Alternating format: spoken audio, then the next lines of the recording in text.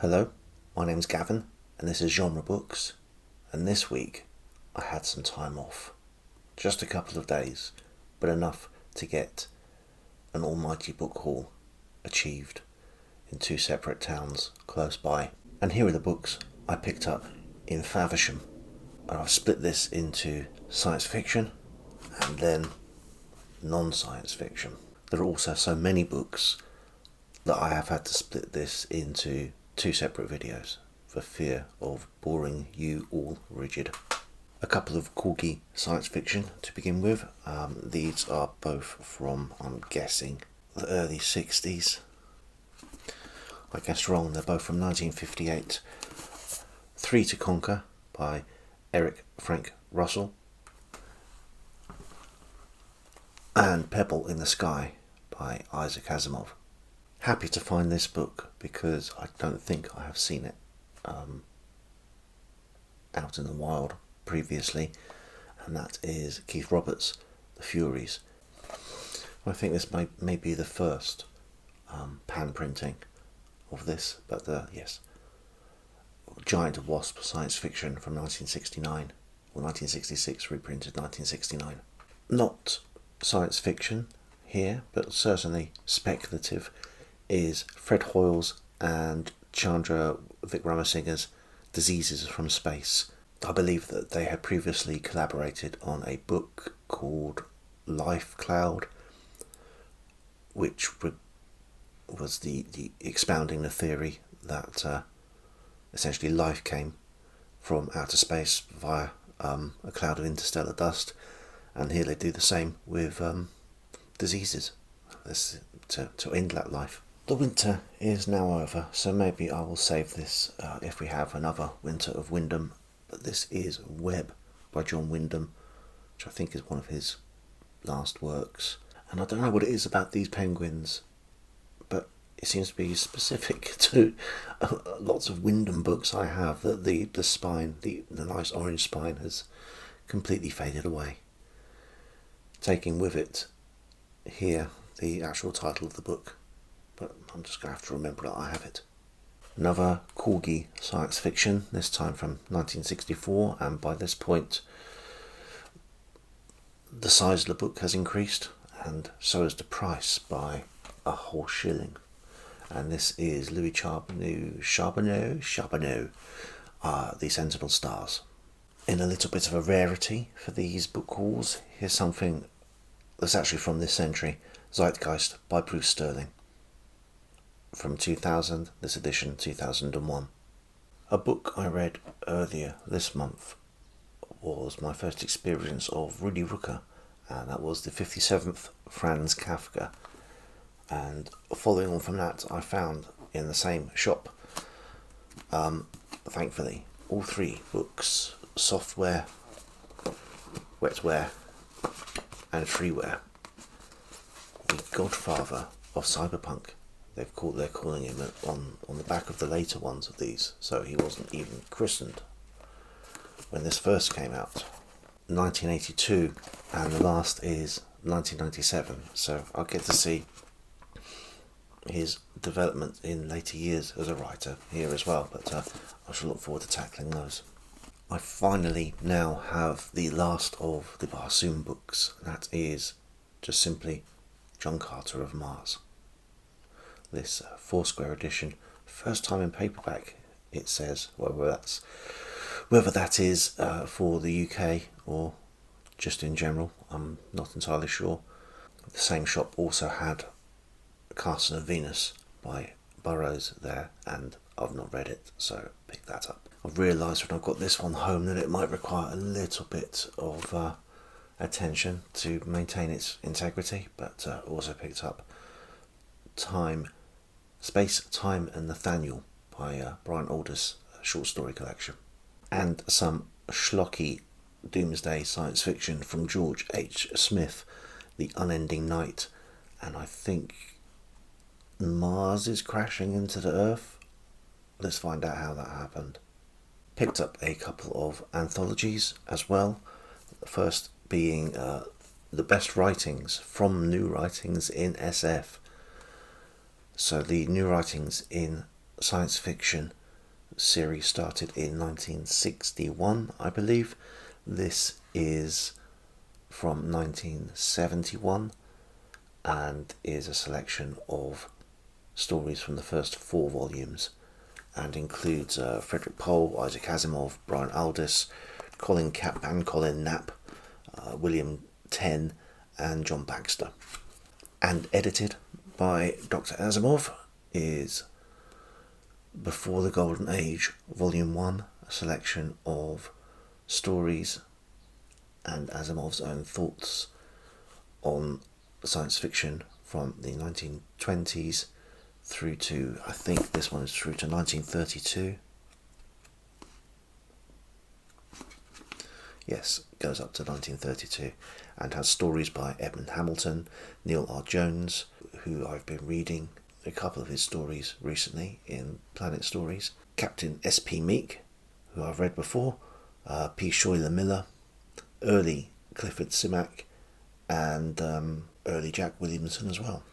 Those last 2 writers had incredible sort of staying power writing science fiction, but Golden Age and Before the Golden Age, that is what I'm liking at the moment. So much for the science fiction paperbacks. Also picked up a couple of hardbacks, because I can never pass up Arthur C. Clarke and Gentry Lee, Cradle. I don't know how much of this is Arthur C. Clarke and how much of it is Gentry Lee. I know his name is bigger on the cover, but yes, I found that for first edition hardback, £4.50, so £8.50.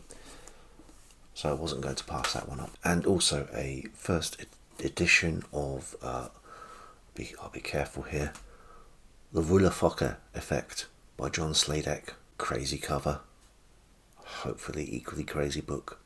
I've got a couple of beat up old versions of 2 Discworld novels that I read many years ago, Witches Abroad and Weird Sisters, both the part of the Witches series in the Discworld, and we're coming up next year to 10 years since Sir Terry Pratchett's passing, so I'm looking to maybe get some Pratchett read next year. I also found a couple of Angela Carter books, Heroes and Villains, a post-apocalyptic romance, and Black Venus, a selection of short stories. A number of Penguin books that I actually picked up at the coffee shop that we visited to fortify ourselves before going book shopping, and 3 mysteries, GDH and Margaret Cole's Death of a Millionaire, Leo Bruce, A Case for Sergeant Beef, and Michael Innes Appleby on Ararat. Try saying that 3 times quickly. And in the general fiction category, Thornton Wilder's The Bridges of St. Louis Ray, I believe won the Pulitzer. Does it say here? It says he's won the Pulitzer, but for plays, but I've got a feeling this one as well.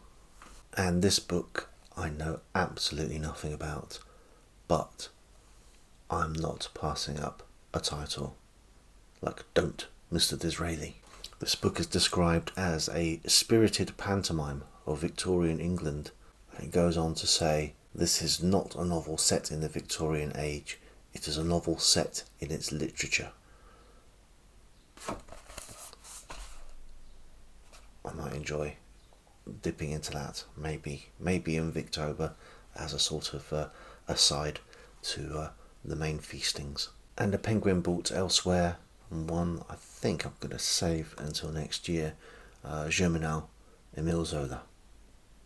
In translation, don't read French, can't read French. I also found a John Steinbeck book called Cup of Gold, which is a historical.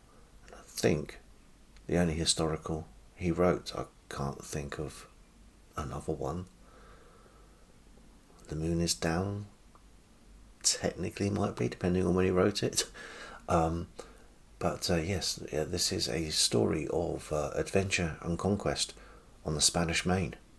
Perhaps something for spring into adventure coming up in April. I've not read any beats since my early 20s, so I picked this up and gonna see if they have retained their appeal. And that's probably my fault, not Kerouac's, if they haven't.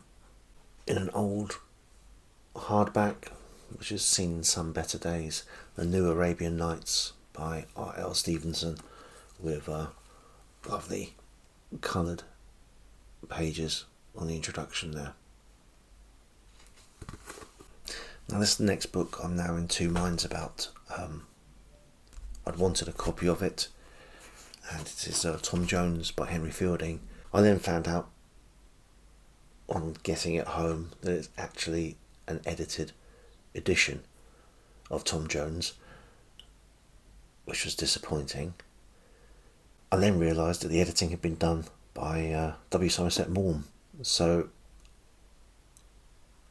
I'm going to read up on this and find out whether people think this was a success before reading this, or whether I should just go and read the book in the original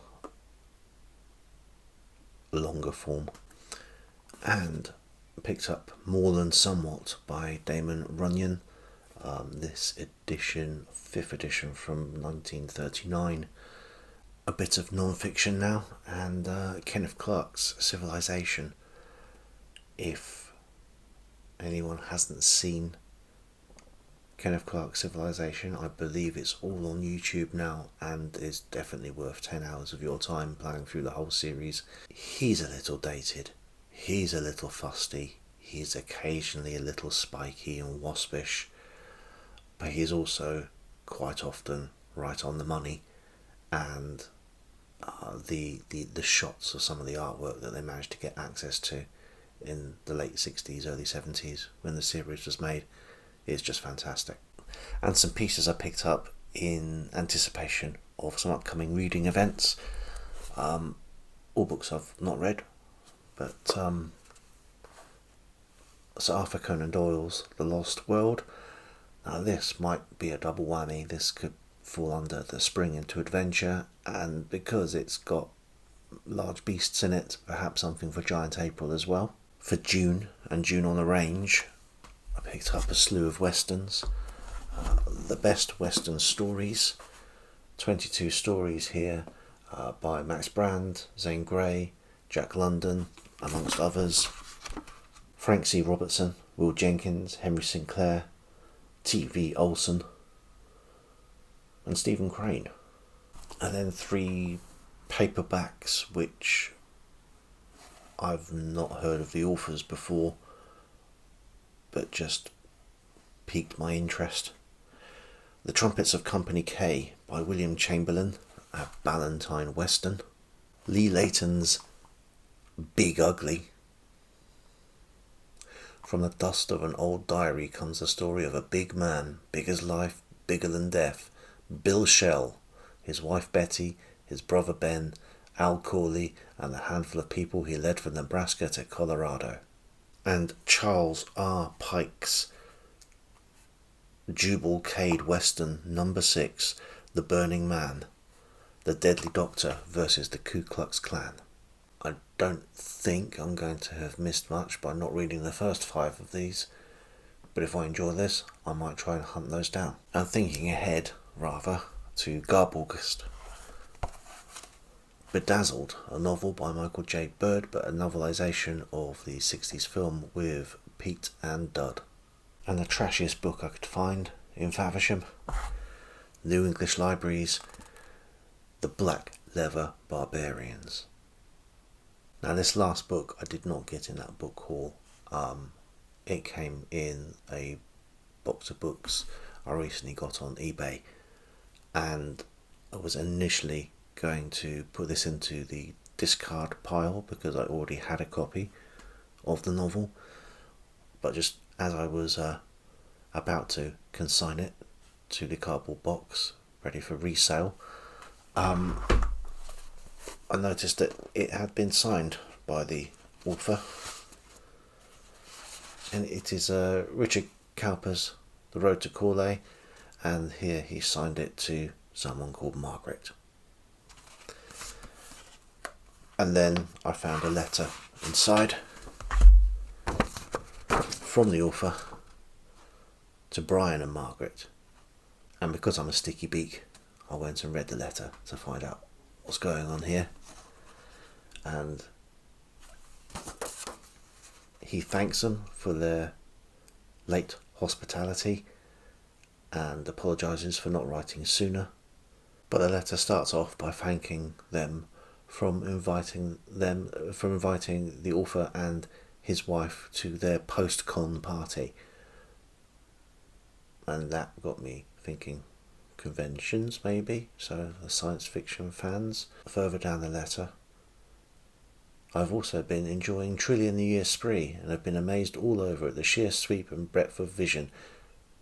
So Brian is Brian Aldiss, and this is the book that the author actually dedicated to whatnot. This is the book that the author actually inscribed to Mrs. Aldiss, because he said in the letter that it's probably not Brian's kind of thing. So that was that for Faversham. In part 2, the buying continued in Canterbury.